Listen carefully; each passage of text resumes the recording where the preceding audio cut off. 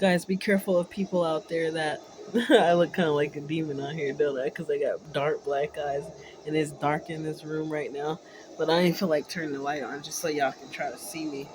So I basically just wanted to say that I was gonna try to put it in third person so it could be like you guys are picturing it as if I was talking about you, because you might have went through something exactly like what I'm saying here. But what I want to basically express is that one of the guys that I talked about on my other videos, we'll call him James, he I thought I heard his voice. I went for a walk to the store instead of losing my spot that I'm in. Well, the spot, not my spot, but the spot I'm parked in. And so I walked to the store, and I heard, when I was walking back, I heard someone go, "Hey!" And it sounded like the guy named James. So I said, "Don't you I said it out loud, "Don't you MF and come towards me. I'm gonna pull my knife out." But I was just feeling some kind of way, like not that I was becoming violent, like ready to kill somebody, but like it was basically expressing how I just didn't feel like being bothered by the person whose voice I thought I heard. And so I walked and I got closer to where I stay. Next thing you know, I see him walk up to me from the other direction on the street. And I'm like, I almost thought I heard somebody who sounded like you from down there. And he said that was him. And I was like, oh, hell no. And I was like, so how did you get over here that fast? He literally said that he had somebody drop him off. And I told him after that I was letting him know I ain't really dealing with nobody because I don't trust people around here because I know what they doing, and he know I know what's up. He just was waiting for me to say it, but I didn't even give him that luxury to say that I know about the gang stalking and stuff like that because he already know I know because he took me to somebody in the area where they were, and it happened to be my lactation nurse standing outside of the Pearl District by Lovejoy Street or something like that. And I had pictures of it of a green car. I was like, okay, if I see that green Pathfinder, I'm gonna know it was her motherfucking ass that was riding back and forth. But I know that sounds crazy, but it's just like the stuff that happened in my life. It's not too far fetched for me, at least, to perceive and put together somebody who I would at least think for it to be somebody gang stalking me, aka my lactation nurse. But I don't think it was intentional though. It's just like it was just part of whatever these people were doing. Like this dude James, when he had his car, he had it exactly how gang stalker cars were expressed to be, like the fucked up car. Sorry, pardon my language. The messed up car where it has, and somebody came and bust his windows. People were stealing his car and everything because he was out there gang stalking. But anyways, back to James. And I was already talking about James because he the one who took me to exactly where my lactation nurse was standing outside on the street corner. I'm like, how did that happen? Like, what are the odds that she's standing out there? And then next thing you know, I said, if I see that green I mean not Pathfinder, but that green forerunner with the license plate that was 41444, then I'm gonna know that you guys were like, I'm gonna know that that most likely was her car. But I don't think it was her car. But it seemed like when I was homeless and I was walking in Beaverton, Oregon, like when I was staying in the Family Promise was paying for a 3 month voucher for us, me and my son, to stay and other families to stay in hotel rooms at the Pepper Tree Inn Hotel in Beaverton, Oregon. We were being gang stalked there. Even the people in the front office um, was in on it. But the older dude, he had a crush on me, and I found out energetically through my own card reading that I made, and that was crazy. And it explained why he was nicer to me than the wife was. Like he would be lenient to me, and I was like, oh hell no. Nah. Old ass motherfucker. And then I realized the old ass motherfucker was the receptionist dude that had a crush on me. I was like, what the hell kind of shit is this? It was hilarious. And I said, okay, that's why the front office lady got a problem with me, because she know her dude feeling me, and he'd be nice to me when she not there. Y'all know how people be when they get in their feelings. I understand, so I ain't mad.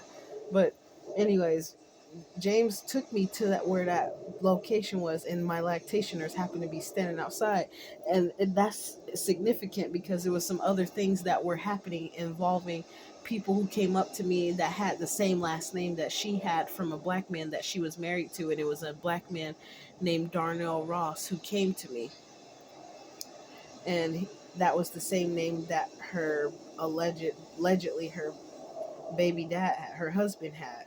And I wind up meeting her husband the day after, or this later that same day that I looked up his information because of something that was happening that propelled me to go and look up who this man was. And that same day, I saw him inside of the 3030 Northeast Whiteler, Fred Meyer. And I was like, hey, you're Mr. Blah, blah, blah.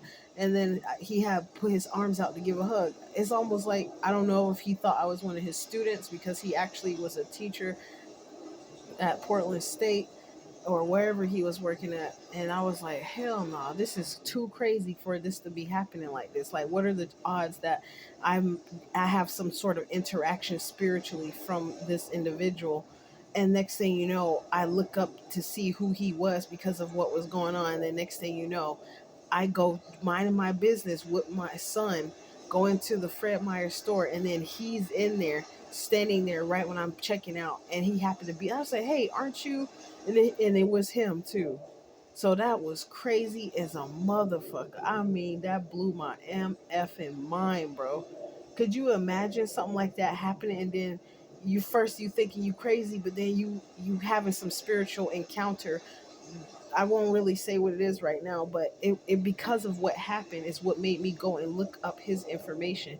Because first I saw his wife, and this is an interracial couple, but might I add, and I already got some deep information on them spiritually, like months before I had even met him. So that just kind of drives me crazy. Like it makes me feel a little insane, but I'm not crazy now because like what this it's just some things that happen that let me know that was not too far fetched. Like to a regular person, if I put my mindset, my perception in the shoes of someone else who's not me, they're gonna be like, wow, she totally lost it. Like she really need to get some help and go to the hospital or the psychiatric hospital. But no, it's some spiritual aspect to things in life that people don't know about. One, because you've been programmed from an institutionalized school system that wants to basically create things to get you to think only a certain way. And then even though they know there's people that are going to be born that are free thinkers naturally, but they try to like suppress that from happening by having the system in place that they have, aka how they have it set up with different corporations that you have to get licenses and certifications to even be a part of their programs. But their programs are just in their their institutions basically that are programming your brain to think a certain way throughout life. And I'm not explaining it the full way how I really want to explain it, but that's because I'm not trying to go that deep right now, because that's not what this video is about. It's just really quick to express and tell how strange things been happening like that. Like what that's like a weird type of coincidence. What are the chances that I literally go and freaking see this dude, a thick black man standing in the front of the store wearing a big red shirt, and his wife happened to be my lactation nurse back in 2022, and I meet him. Yeah, I met him. I think between September and October of 2022, and the more I was starting to go through like experiencing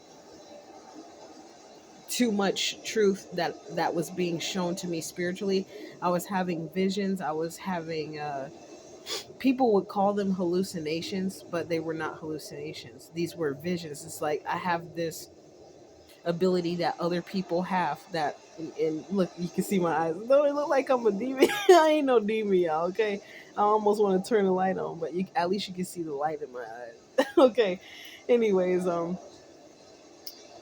that's crazy though, because it was just scary, because that's kind of what drove me nuts a little bit. when I was like, okay, this cannot be happening because what happened before I looked this man up though. But anyways, back to James. James was sorry I was all over the place. I apologize. But guys, what I wanted to say is that James, I know I digress and I skip all the way back to what I first was talking about, but I don't want to forget, so let me quickly say that he literally had someone drop him off where he knew I was headed so he can walk up to me, and he literally touched my son. I was like, don't fucking touch my son. And then he saw me put my hand on the area of the chest where he touched my son, hold it there for a couple seconds, and then release, like I pulled some energy back from him and then released it off of him.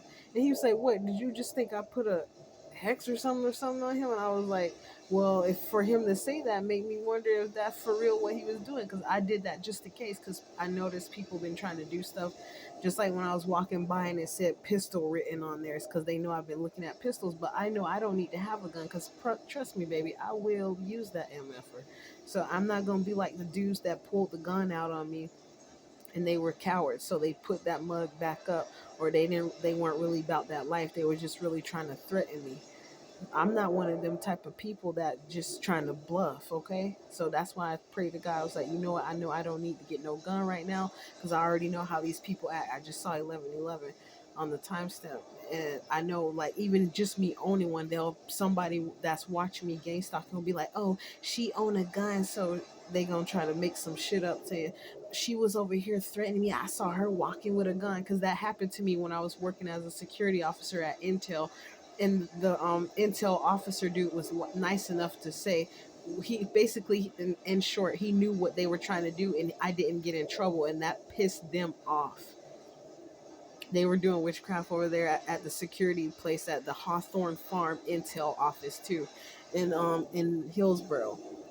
That's where I was. I used to ride the patrol vehicle around and chill and stuff. They just couldn't stand that somebody like me was a security officer and shit. I was being gang stalked back then and didn't even know it. I just thought people were just haters. That's all. That's pretty much what they are. But I didn't know, like, spiritually to the extent of what it was. But you know what? Fuck y'all motherfuckers. And Randy Tulot was another security officer, which was a twig Caucasian Neanderthal woman, and she had a black girlfriend, a melanated girlfriend, and I guess she was trying to make me her second girlfriend. Hell to the MF and all. And I've dealt with a couple females in my lifetime in an intimate manner, but I didn't. They were not my girlfriends though, even though one of them wanted me to be. But I just felt weird, and I guess I'll say I was experimenting or just doing whatever I felt like doing at the time. But anyways, that's not what this is about. So, and I added the James part in so you guys can see, like, from my story, there's people out here, like, they can know that I'm telling the truth just from hearing my voice, that I'm not BSing you. James literally came and touched my son, and then he asked me for a hug, and that's what these people were doing back when they was game stalking, because they was trying to get in my energy by hugs. So be careful of certain people who want to try to sneak a hug from you real quick, because all they try to do is get in your energy.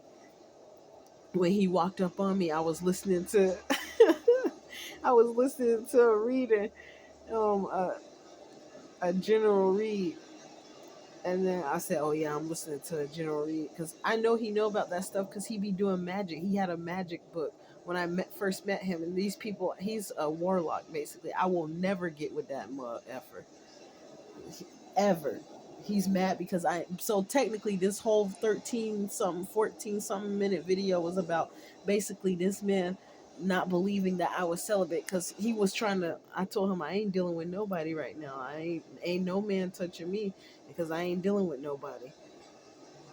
It's because he wanted a hug, and then I told him I'm actually celibate right now. And he said, "Well, I'll believe it when I see it." I'm like, "Nigga, you ain't gonna see it because your punk ass is out here homeless now. You used to live in the same apartment complex I live in, but now your ass is homeless, so you gang stalking me from outside. That's why that motherfucker cut your tent up, and you had to go get a whole new tent because you put it literally right next to my car. He literally stapled his freaking tent down to a tree right next to my car. I have it on video, a big ass tent right on my car because I told him no about him staying in my car just off 1444. He was upset because he wanted to sit in my car while I go get ready for work. I was like, hell no, I'm glad I didn't either, because I realized he was a gang stalker. He would have fucked up some shit on my car, just like the dude I had fixing my car earlier that day. Not fixing my car, but fixing my brakes. And it dawned on me that Anthony Smith, that calls himself Tony Montana, or have people call him Tony Montana or Tony Montoya, whatever they call him. He was like, you know, this Tony, he like all kind of people know him, and he act like he's such a person that has such a great heart and great spirit, but and he has a green car. And I'm saying that because it's a color coding thing that the gang stalkers use. Besides red and blue, they also use white and they also use green. And I have a feeling that they're gonna start using pink somehow. I don't know why that came to mind, but that's gonna be one of their colors. So don't worry, guys. I'm on it already. But that shit ain't gonna affect me the way they think, because the shit didn't got old to me since I know what they doing. It's like, oh, they doing this again. Okay, that's the kind of attitude I have towards it. That's what gang stalking is. Gang stalking is basically a psychological torture that they do to try to make you go insane, so that it can prove a point and justify them stalking you even more and stealing from you when they've already stolen from you, to justify the things that they've already done to you that were bad, that you did not deserve, because they wanted to tear you down anyways, because they was hating on your ass. That's all these motherfuckers be doing. So fuck them. Like they said, fuck them. Fuck 'em. I apologize for those of you who you can't stand people who say obscene language, obscenities. So I'm working on it, but it's part of my free speech. I don't speak that way out to people who don't deserve it. Like when I'm out in public and I meet someone, I'm very respectful. And otherwise, if that wasn't true, then I wouldn't be having the positive interactions that I have with normal people out on the street who aren't gang stalkers. Even some of the gang stalkers get pissed off because I still be polite and kind to their ass. I can feel it, because I seen it a few hours ago when I went to the store. I realized the lady was a gang. The other dude wasn't a gang stalker. He was polite, telling me hello when I came in there. And the other lady, she was an asshole. Even the first time I met her, she's a new employee there. Because the other cool ass chick, I think it was a he, but he dressed as a woman. But he was hella cool though. But I think he preferred to be called she. So for his sake, I'll call him she. But she went back to being a pharmacy tech or something like that. So she gone. She let me know that she was gonna be leaving on the 7th. So all right, girl, I got you.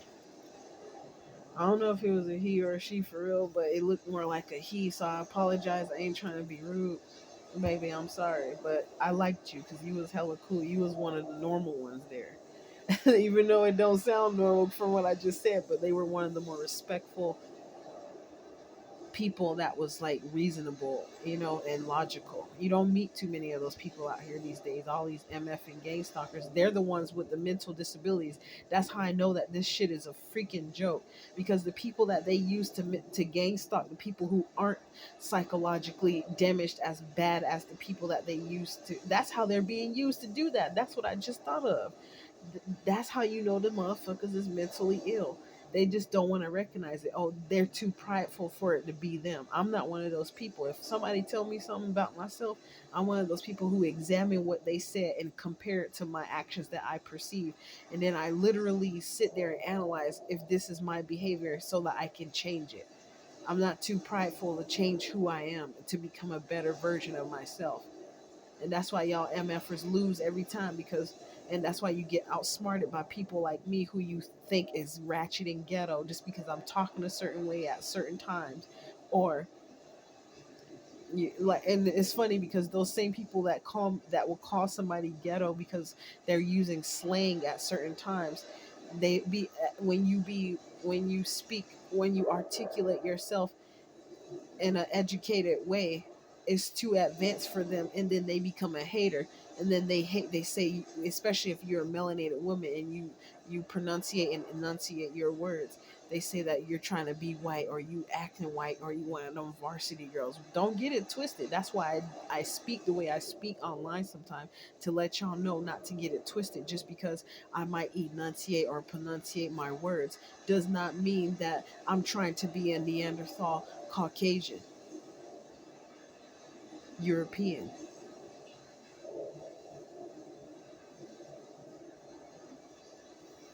So yeah, I'm just saying all that because I'm onto these people already. And mostly what I want to say before I end this video, 2002 is what I saw the timestamp.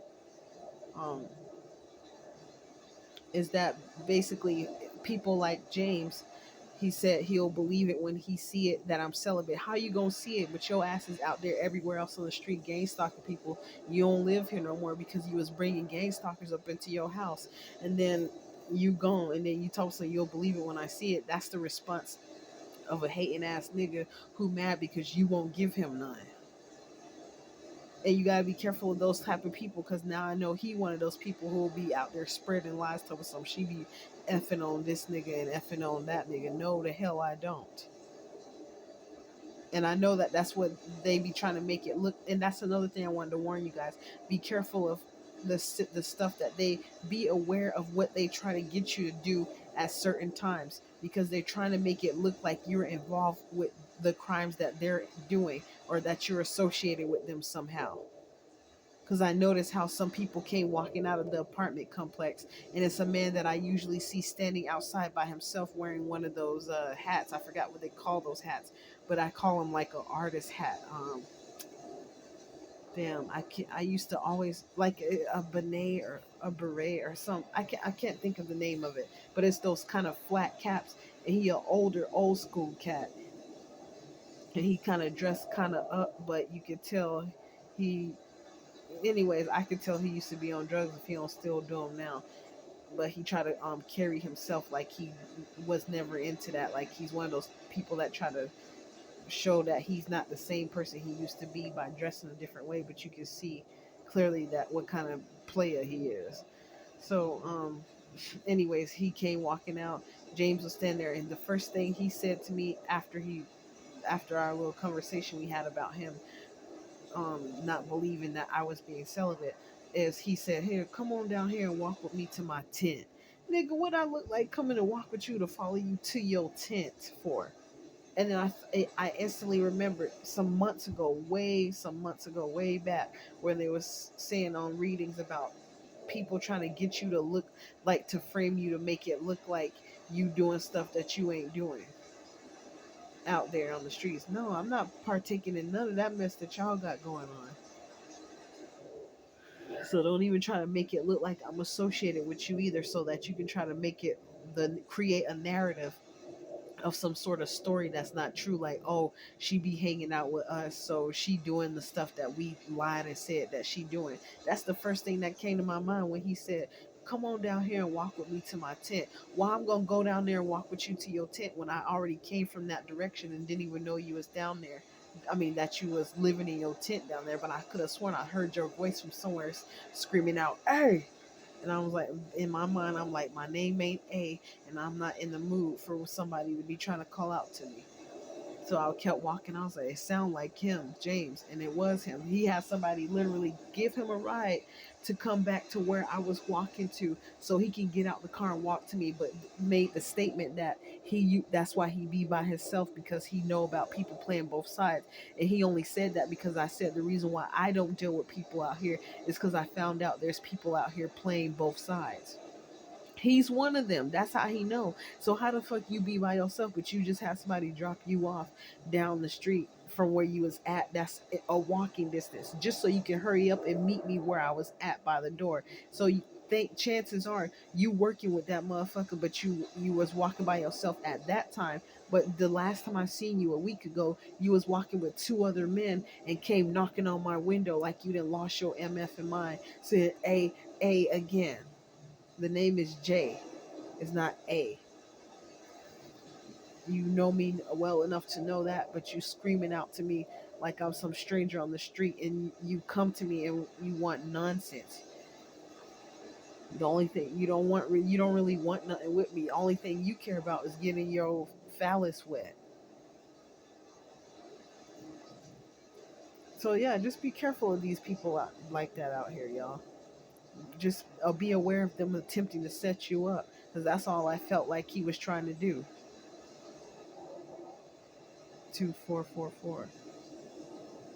Because what is the chances? Even when I first met him, when I was homeless, walking on the streets, when our 3 month voucher was up from the hotels, his punk ass was the first one walking from the gas station saying, "A, A."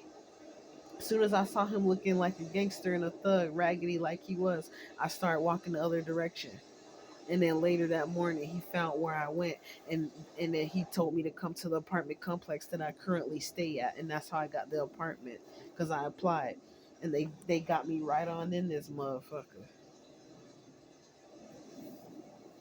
and they put me right in the apartment where the cameras right on the apartment,